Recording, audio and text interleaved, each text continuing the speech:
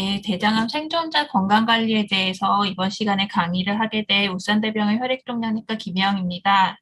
어, 저는 간략하고 조금 쉽게 강의를 좀 준비해서 혹시 들으시고 나서 나중에 궁금하신 사항이 있으면 질문해 주시면 감사하겠습니다. 다음과 같은 순서도 이제 강의를 구성을 했고, 우선 간략하게 대장암의 진단 및 치료, 그리고 대장암 수술 후에 어떤 합병증이나 부작용이 생길 수 있는지, 어떤 증상이 생기면은 병원에 빨리 와야 되는지, 이런 내용을 주로 강의에 넣었고, 그리고 많은 분들이 대장암 2기에서 3기 또는 4기에서는 항암 치료를 하게 되는데, 항암 치료 후에 발생할 수 있는 부작용 관리에 대해서 우선 설명을 좀 드릴 거고, 그리고 나서 우리가 대장암 수술이나 그리고 항암 치료 후에 장기적으로 생존하실 분들을 대장암 생존자라고 할 수가 있는데 어떻게 건강 관리를 하고 식단이나 운동 아니면 검진, 예방접종 같은 걸 해야 되는지 말씀드리도록 하겠습니다. 우선은 간단하게 대장암이 뭔지에 대해 설명을 드리도록 하겠습니다. 우리 인간의 소화기관은 식도부터 시작해가지고 식도, 위, 소장, 대장, 그리고 이렇게 항문까지 이렇게 쭉 하나의 이제 장으로 연결이 되는데 우리가 소장 아래로부터 이제 맹장부터 시작해서 상행결장, 행행결장, 하행결장, S장 결장, 직장까지 이르는 부분을 우리가 흔하게 대장이라고 총칭해서 말을 하게 됩니다. 이런 대장은 쉽게 말하면 결장이라고 하는 이렇게 기다란 부분이랑 그리고 이제 S장 결장 아래로 항문이랑 연결된 이제 곧게 내려가는 장을 직장이라고 하는 이렇게 두 가지 부분으로 나뉘게 되는데요. 흔하게 대장암이라고 하면은 이 결장암이랑 직장암을 합쳐서 보통 말하는 겁니다. 그래서 이 대장의 길이가 보통 수술하신 분들이 항상 되게 물어보는 게 대장 몇 cm 잘라내냐 이런 말을 많이 물어보시는데 이 대장은 길이가 한 150cm라고 되어 있고 이 직장 길이만 해도 한 15에서 20cm로 되어 있기 때문에 한 보통 우리가 장 수술을 하게 되면 25cm 정도 잘라내게 되는데 그 정도 잘라냈을 때는 이제 일반적으로 소화 능력이나 아니면 이런 장 운동에서 크게 떨어지는 것은 없게 됩니다. 우리가 대장암의 위험 요인은 여러 가지가 있는데 가장 중요한 거는 연령 50세 이상에서 호발하게 되고 그리고 여기에서는 붉은 육류 및 육가공품의 다량 섭취라고 되어 있는데 한 가지 이제 흔하게 잘못 오인하시는 게 붉은 고기는 다 먹으면 안 되는 줄 알아요. 하지만 중요한 건 여기 다량 섭취라는 거. 일반적으로 생각할 때 우리가 뭐 소고기, 소고기, 뭐 돼지고기 이런 것도 다 붉은 고기잖아요. 근데 이런 붉은 고기를 이제 튀기거나 아니면 굽거나 하게 되면은 발암물질이 간혹 만들어지는 경우가 있어서 이런 것들을 가공하는 과정에서 약간 해로운 물질이 나타날 수가 있고 그래서 이거를 많이 먹으면 나쁘다고 되어 있지 꼭 필요한 영양소이기 때문에 안 먹으면 안 됩니다. 그리고 일반적으로 비만은 대장암의 발병률을 1.5에서 한 3.7배 이렇게 높인다고 되어 있어서 자기가 이제 약간 보통보다 조금 가체중이거나 비만이라고 하면은 체중을 조금 줄이는 것이 그 암을 예방하는 데는 도움이 되겠습니다. 그리고 일반적으로 알려진 암 위험 요인은 음주, 흡연 이런 것들은 대장암에 나쁘다고 되어 있고요. 그리고 이제 암 가족력이 있거나 아니면은 어떤 대장암 중에서는 5% 정도는 정말 유전적인 소인에 의해서 이제 발생한다고 되어 있는데 이런 것들은 유전성 대장암이라고 합니다. 근데 이런 경우는 연세가 높은 분들이 생기는 게 아니라 30대 정도의 아주 젊은 환자분들한테서 유전적 소인에 의해서 생기게 됩니다. 그리고 궤양성 대장염이나 크론병 같이 만성 염증성 장질환이 있는 경우에는 보통은 한 30대부터 40대 조기에 대장암이 발병한다고 알려져 있습니다. 우리가 대장암의 병기를 이제 생각을 하게 되는데 대장의 층은 총 4가지의 층으로 이루어졌습니다. 점막층, 점막하층, 근육층, 그리고 장막층이 있는데 암의 깊이가 깊을수록 기수가 높아지는 거고 그리고 대장이 암을 벗어나서 주변에 임파선 전이가 있거나 아니면은 폐나 간처럼 다른 장기의 전이가 되게 되는 경우에는 기수가 4기가 되게 됩니다. 그래서 일반적으로 우리가 대장암을 진단하는 방법은 여러 가지가 있는데 기본적으로 우리 혈액 검사 이런 걸 하는 게 도움이 될 수도 있고, 그리고 중요한 거는 대장 내시경 검사를 하게 됩니다. 우리 이제 많은 분들이 해보셨겠지만은 이렇게 항문에다가 내시경을 넣어서 장의 전반을 보게 되는 검사이고, 이렇게 암이 있는 경우에는 조직 검사를 해서 확진을 하게 됩니다. 그리고 대장암이 진단이 되면은 치료 방법을 결정하기 위해서 이게 몇 기인지 확인을 하게 됩니다. 우리가 기수 확인을 할 때 중요한 게 이 전사나 단층 촬영, CT 검사이고 자기 국면 검사, MRI 검사, 그리고 양전자 방출 단층 촬영술이라고 하는데 이 PET 검사가 있습니다. 흔하게 이제 암이 내시경으로 확진이 되면은 보통 기수가 1기에서 4기 중에 어느 기수에 해당하는지 알기 위해서 CT 검사나 PET 검사를 하게 됩니다. CT 검사를 보면 여기에는 이제 상행결장의 암으로 확진이 되신 환자분이시고 주변에 이런 작은 임파선 전이가 이렇게 포함된 것을 확인할 수가 있습니다. 우리가 CT 검사를 하게 되면은 보통 흉부 CT와 복부 CT를 같이 찍게 되는데 대장암이 잘 전이가 되는 장기인 폐나 간, 복막, 임파선 이런 것들을 확인하기 위해서 CT 검사를 하게 되는 것입니다. 그리고 일부 직장암에서는 이 부분을 이 환자분이 요런데 이제 직장암이 있게 되는데 직장암은 이제 골반 안에 있는 장기이기 때문에 바로 앞에 방광이나 아니면 전립선 이런 데 이렇게 침범을 할 수가 있습니다. 이런 연부 조직, 흐물흐물한 조직을 잘 보기 위해서 직장암 환자분들 같은 경우에는 수술 전이나 치료 과정 중에 검사를 위해서 MRI 검사를 하게 되는 경우가 있습니다. 그리고 멀리 전이됐을 때 우리가 좀 한눈에 쉽게 알아보게 하기 위해서 양전자 방출 단층 촬영술 PET-CT라는 것을 이렇게 하게 되는데 이런 경우에는 여기 상행결장에 대장암이 있고 여기가 간인데 간에 이렇게 전이를 동반한 환자분이십니다.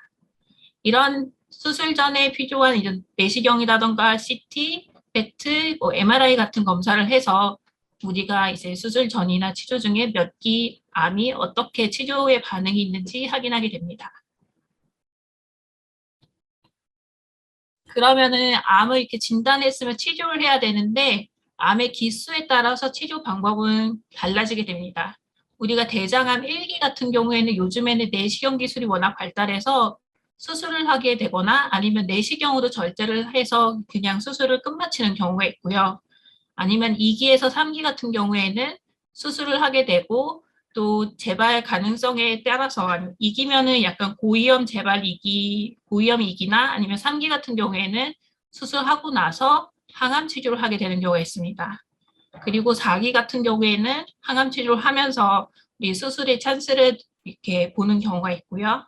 그리고 직장 같은 경우에는 일반적으로 마찬가지로 1기 같은 경우에는 수술 또는 내시경 절제술을 통해서 치료를 하게 되고 2기나 3기에서는 보통 직장암을 요즘에는 수술 전에 선행 항암 방사선요법이라는 이제 치료를 통해서 암을 좀 크기를 줄여가지고 수술을 하게 되는 것이 가장 치료 성적이 높아서 최근에는 이렇게 치료를 하게 되고 경우에 따라서는 수술 먼저 하고 그 다음에 항암 치료나 방사선 치료를 하게 되는 경우가 있습니다. 또한 마찬가지로 다른 장기에 전이가 있는 4기인 경우에는 항암 치료를 하게 됩니다. 우리가 대장암 수술하게 되면 어떤 치료를 하냐고 많이 물어보시는데 크게 개복수술, 복강경수술, 노보수술, 그리고 경합문 절제술이 있습니다. 개복수술은 우리가 흔하게 생각하는 상처를 일부 절개를 복부를 절개하고 종양을 이렇게 절제하는 수술이 되겠고 일반적으로 이제 수술 부위에 상처가 크게 남기 때문에 회복하는 데 시간이 조금 더 소요됩니다. 하지만 최근에는 복강경 수술이나 노보 수술을 많이 하게 되는데 복강경 수술은 이제 배 안에 한 2군데에서 3군데 정도 아주 작은 절제 라인을 넣고 거기에 기다란 이제 수술 기구를 넣어서 우리가 겉에서 이렇게 조작을 해가지고 암을 절제를 하는 수술이고 그리고 노보 수술은 이제 외부에서 이제 말만 들어보면 노보 수술이 가장 좋은 것 같지만 그런 건 아니고 암의 범위나 아니면은 수술을 하는 이제 외과 선생님의 이제 능숙도라든지 이렇게 본인이 이제 이 수술의 위치를 보고 복강경이 조금 더 좋을 것 같다 아니면 노부 수술이 좀 더 도움이 될 것 같다 이렇게 말씀을 하시는데 그런 것을 보고 수술의 방법을 결정을 하게 됩니다. 그리고 경합문 절제술 같은 경우에는 대장암이 아니라 이제 일반적으로 직장암에서 쓰게 되는데 항문에 가까운 한 5에서 10cm 이내에 있는 직장암에 대해서 항문으로 이제 수술 기구를 넣어가지고 직장암을 얇게 도려내는 기술기 방법입니다. 그리고 다음과 같은 경우에는 수술 범위에 따라서 우측 대장을 반 잘라내거나 아니면 좌측 대장을 반을 절제하거나 아니면 직장이나 그 S결장 부분에 암이 있는 경우에는 전방절제술이나 전이전방절제술이라는 수술 방법을 쓰게 됩니다. 보통 수술하신 환자분들이 수술명이 어떻게 표현이 되어 있느냐면은 복강경하 우측 결장 절제술 이렇게 되어 있습니다.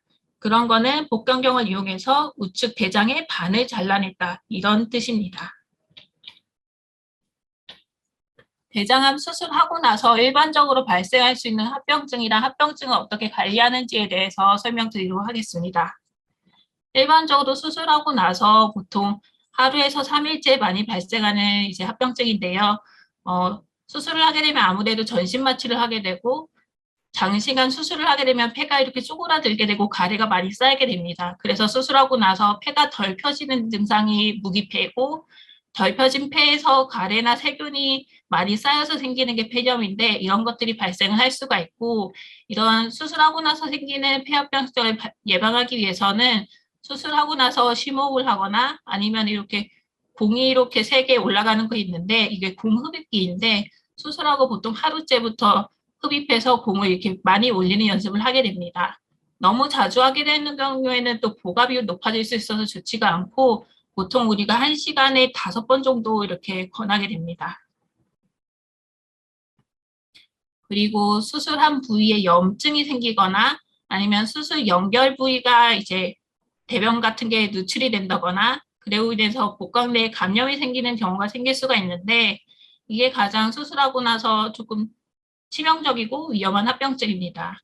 이 장수술한 이후에 장이 잘 연결되지 않아서 발생하는 증상이고 이런 것들이 생기게 되면은 보통 열이 많이 난다거나 배가 많이 아프거나 구토 같은 증상이 발생하게 되고 이런 증상이 입원 중에 생기거나 아니면 퇴원 후에도 생길 수가 있는데 발생하게 되면 바로 병원에 와서 적절한 항생제 치료나 경우에 따라서는 수술을 해야 될 수도 있습니다.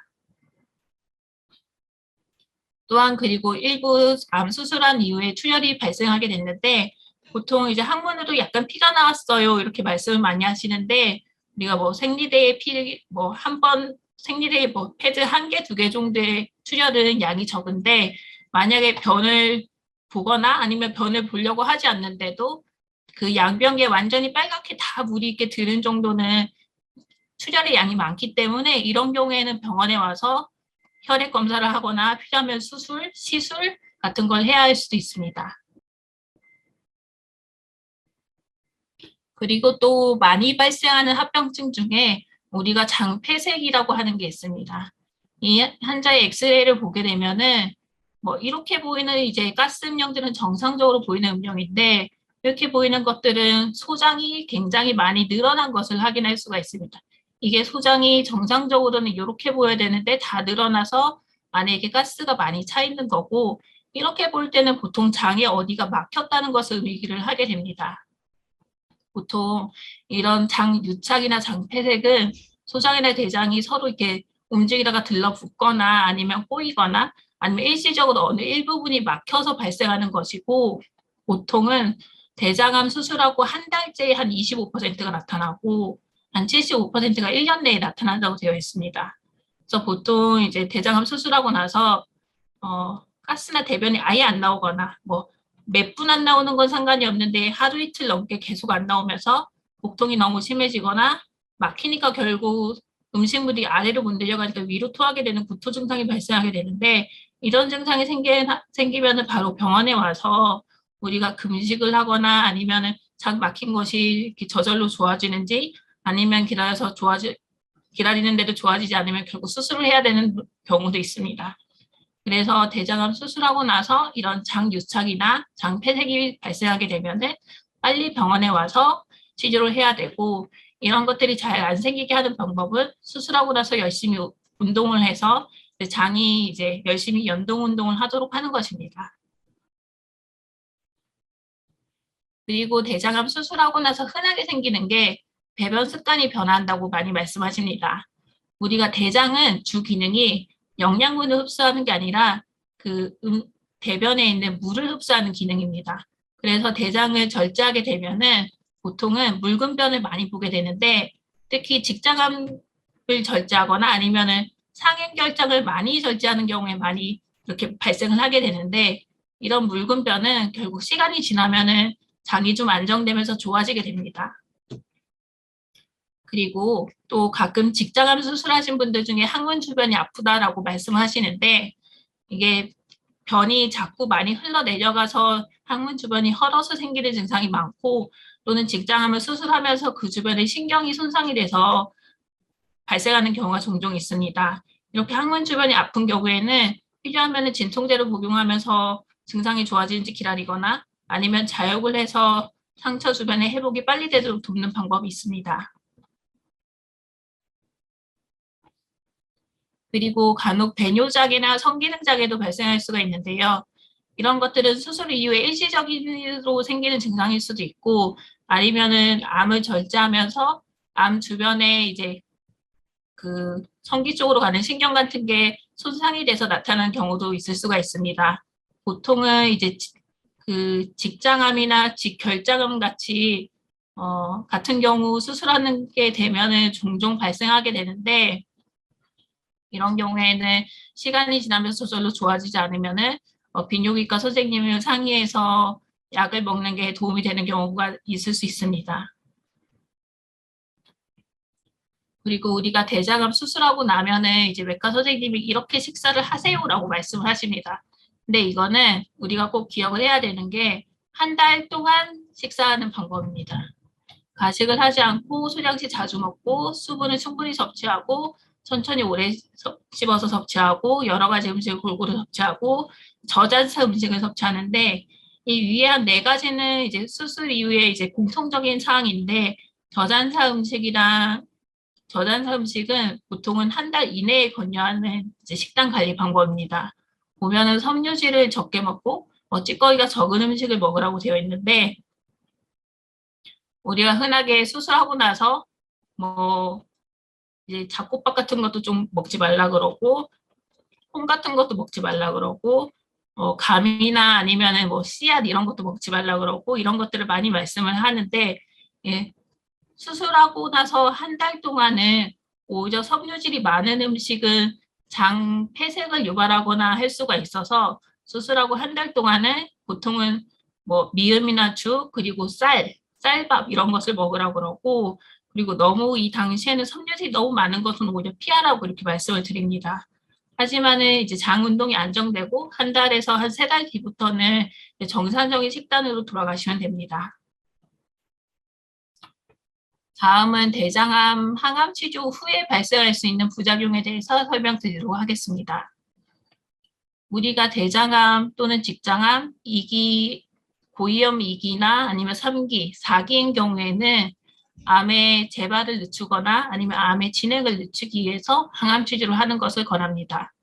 앞에 이 세 가지는 5FU, 카페시타빌, 옥살리플라틴은 가장 흔하게 재발을 방지하는 목적으로 투약이 되는 항암제입니다.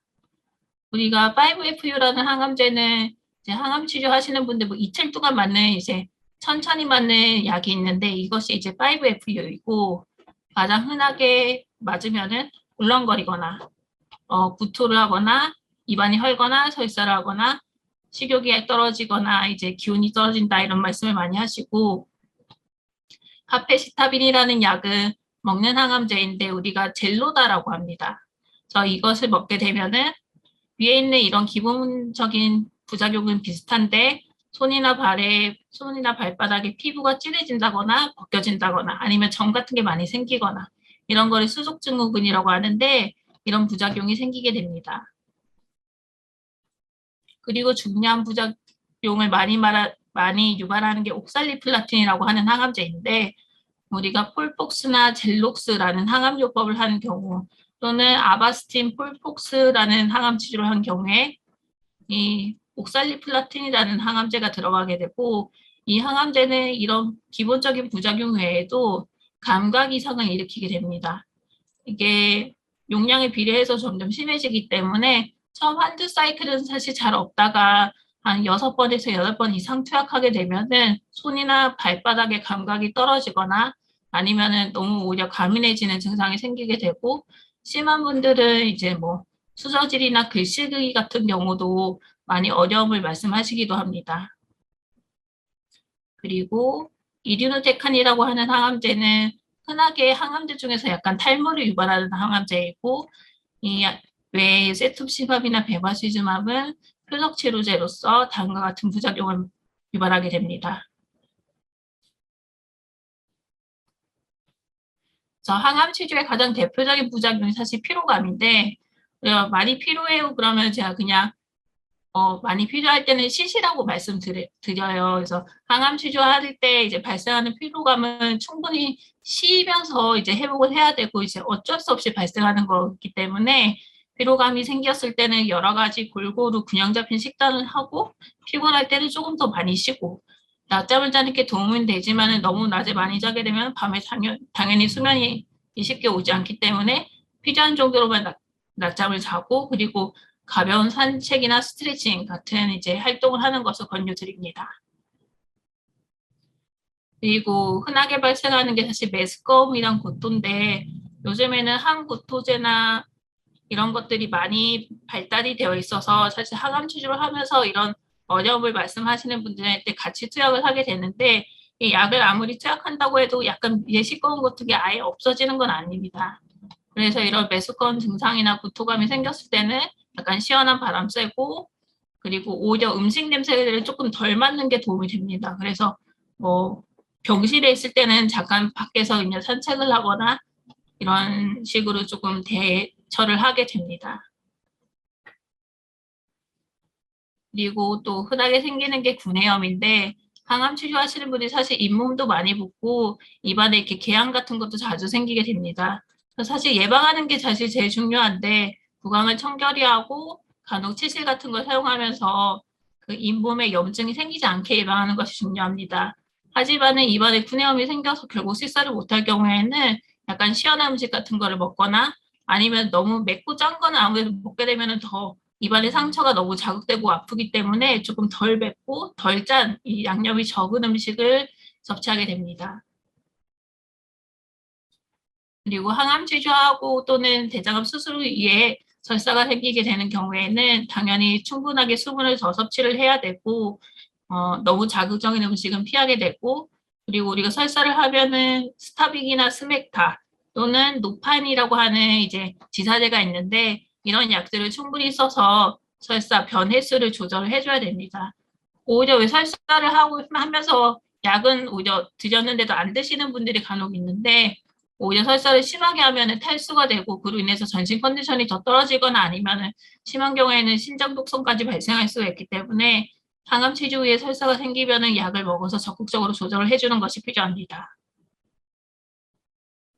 그리고 우리가 보통 항암 치료 하시는 분들한테 날 것을 좀 먹지 말라고 권유를 드리는데 그 이유는 항암 치료하게 되면 보통 일주일에서 한 열흘째에 백혈구 수치, 면역력 수치가 가장 떨어지게 되는데 이 시기에는 사실 감염의 위험성이 높아집니다.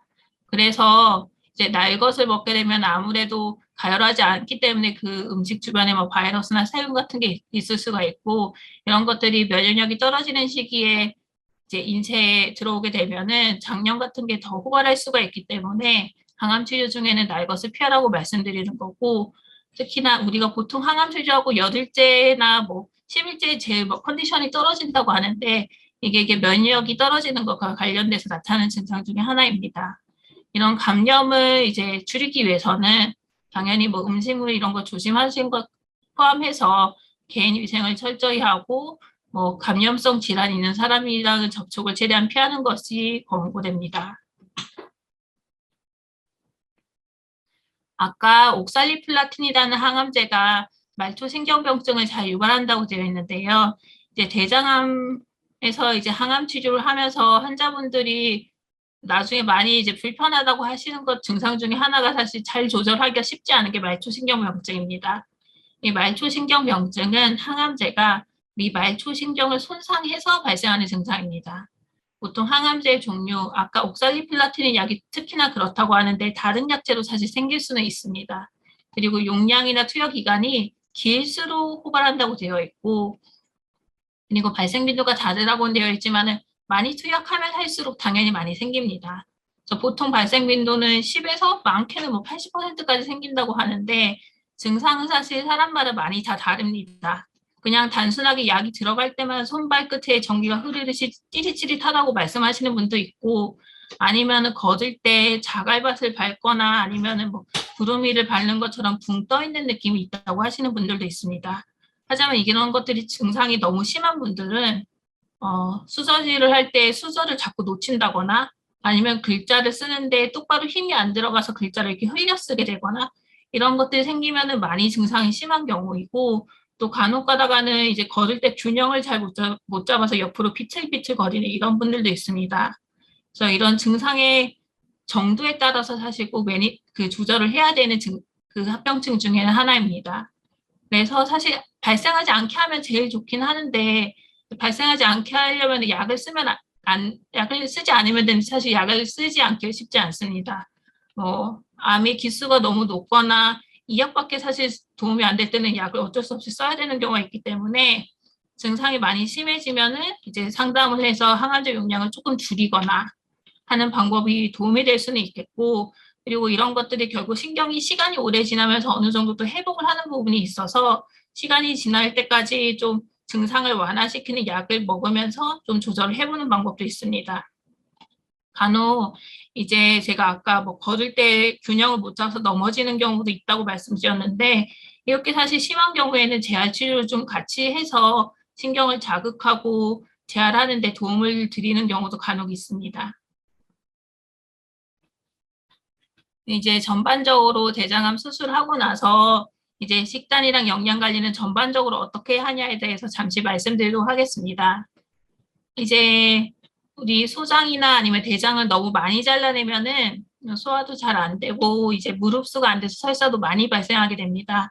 그래서 설사를 많이 유발하는 음식은 피하는 것이 좋습니다. 하지만 이거는 결국 경우에 따라서 본인이 수술을 하고 나서 설사를 많이 하는 증상이 생겼다라고 하면은 설사를 많이 유발할 수 있는 음식은 피하는 게 좋고 또는 수술하고 나서 변비가 너무 많이 생겼다고 하면은 변비를 유발하는 음식을 피하는 게 좋습니다. 그래서 이런 것들은 완전히 모든 환자분들한테 일괄적으로 적용이 되는 게 아니라 본인의 증상에 따라서 약간 조심해야 되는 음식이 생기는 겁니다. 보시면은 우측대장이나 대장을 너무 많이 절제하면은 변이 묽어지고 그리고 직장암으로 수술하게 되면 변이 묽어지게 되는데 이런 경우에는 너무 물을 흡수를 못하고 많이 내보내기 때문에 반대로 더 물을 많이 먹어줘야지 탈수가 일어나지 않게 됩니다. 네, 이런 증상들은 대개 2, 3개월부터 호전되는 경우가 많기 때문에 증상에 따라서 조절을 해야 됩니다. 이거는 결국 일반적인 이제 경우인데 이런 음식들을 다 먹으면 안 되는 게 아니라 본인이 설사를 너무 많이 한다 그러면은 너무 양념이 강하거나 생과일, 생채소, 콩류를 좀 피해야 되고 뭐 변을 봤을 때 너무 방구가 많이 나고 아니면은 장에 너무 가스가 차는 느낌이 많다 그러면은 뭐 양배추나 튀긴 음식이나 아니면은 탄산음료 같은 거를 좀 피해야 됩니다. 또 대변을 봤는데 이전이랑 다르게 너무 냄새가 많이 난다 이렇게 되면은 달걀이나 뭐 마늘, 양파 이런 것들을 피하는 게 도움이 됩니다. 여기 장폐색 유발식품으로 나온 연파콩 옥수수, 뭐 채소의 껍질이나 씨 이런 것들은 아까 제가 이제 대장암 수술하고 장폐색이 보통 한 달 이내에 제일 호발되고 수술하고 1년 안에 많이 발생한다고 하기 때문에 대장암 수술하고 한 달에서 아니면 1년까지는 이런 것들을 좀 많이는 안 먹는 게 도움이 되겠습니다. 그리고 이제 운동을 얼마나 해야 되냐라고 많이들 물어보시는데요. 이제 운동은 어느 화면에서나 사실 마찬가지인데 일반적으로 재발률을 낮추고 사망률을 감소시킨다고 다 알려져 있습니다. 특히나 대장암 수술하고 나서 운동을 하면은 대장의 운동을 촉진시켜서 대장 점막이 이제 독성 물질에 노출되는 시간이 짧게 돼서 대장암 발생률을 낮춘다고 되어 있습니다. 또한 이제 수술하고 나서 운동을 지속하게 되면은 변실금이나 아까 성기능 장애 같이 후유증 예방에도 도움이 된다고 알려져 있습니다. 일반적으로 운동의 강도는 사실 처음 시작할 때 약하게 시작해서 자신의 체력에 맞게 하는 것이 가장 중요하다고 생각합니다. 어떤 분들은 본인이 너무 식사도 못하고 기력도 하나도 없는데 이제 주변에서 운동 많이 하는 게 좋다 그래가지고 막 매일 2시간씩 하다가 결국 너무 체력이 안 돼서 병원에 오시는 분도 있고 이런데 우선은 30분 정도는 가볍게 걷기로 시작을 해서 본인이 걸으는데 이제 지장이 없고 어, 체력적으로 많이 힘들지 않으면은 조금 더 빨리 걷거나 아니면은 시간을 매일 30분에서 1시간 정도로 조금 더 늘리는 것이 좋고 대신에 이게 규칙적으로 일주일에 3번에서 5번 정도 하는 것을 추천드립니다. 그리고 또 중요한 게 케겔 운동이라는 것이 있는데요. 우리가 이제 직장암을 수술하게 되면은 가장 많이 손상을 받게 되는 부분이 이제 골반을 떠받치는 이 근육입니다. 이것을 골반 저근이라 그러는데 수술하게 되면 아무래도 이 안쪽으로 수술 기구로 들어가고 신경 같은 거나 아니면 근육 같은 것도 일부분이 절제가 되기 때문에 이 골반을 받치는 근육 자체도 많이 약해지게 됩니다. 그래서 직장암 수술하고 나서 주로 요실금이나 변실금이 이렇게 생기시는 분들이 있는데 이런 것들을 예방하고 이제 증상을 좋게 하기 위해서 케겔 운동을 많이 권하게 됩니다. 우리가 케겔 운동은 찾아보면은 사실 인터넷이나 유튜브에도 굉장히 많이 있는데요. 너무 처음부터 힘들게 세게 하지는 말고 그냥 사실 앉은 자리에서도 할 수가 있는데 우리 항문에 약간 힘을 주듯이 뭐 가만히 있으면서 한 5초 정도 항문에 세게 힘을 줬다가 서서히 힘을 풀고 이런 것들을 하루에 여러 세트 반복하는 것이 케겔 운동입니다. 이렇게 하게 되면은 이제 변실금 같은 게 조금 줄어들고 요실금 같은 것도 잘 회복이 되고 성기능이나 아니면은 배뇨 기능에도 도움이 되는 것으로 알려져 있습니다. 그리고 사실 대장암 수술하고 나서 가장 중요한 거는 정기적인 검사를 하는 것입니다.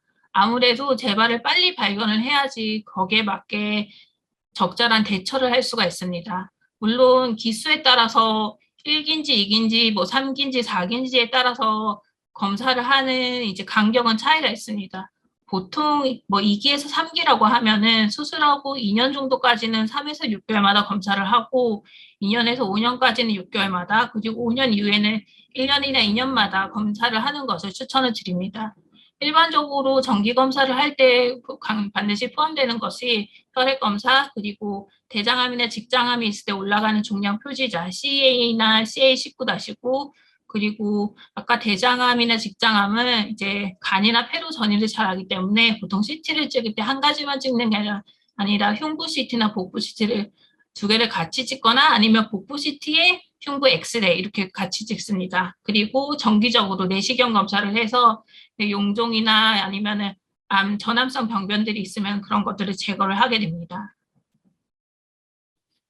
그리고 이제 암 환자분들은 기본적으로 생존자도 마찬가지지만은 면역력이 아무래도 떨어져 있는 경우가 많고 하기 때문에 이런 독감이나 폐렴 부분 그리고 뭐 파상풍, A형, B형 간염, 대상포진 같은 것들에 대해서 예방접종을 하는 것을 권고드리고 일반적으로 독감은 매년 이제 보통 가을이나 겨울에 유행하기 때문에 보통 한 10월 달쯤에 독감 예방접종을 매년 하는 것을 권합니다.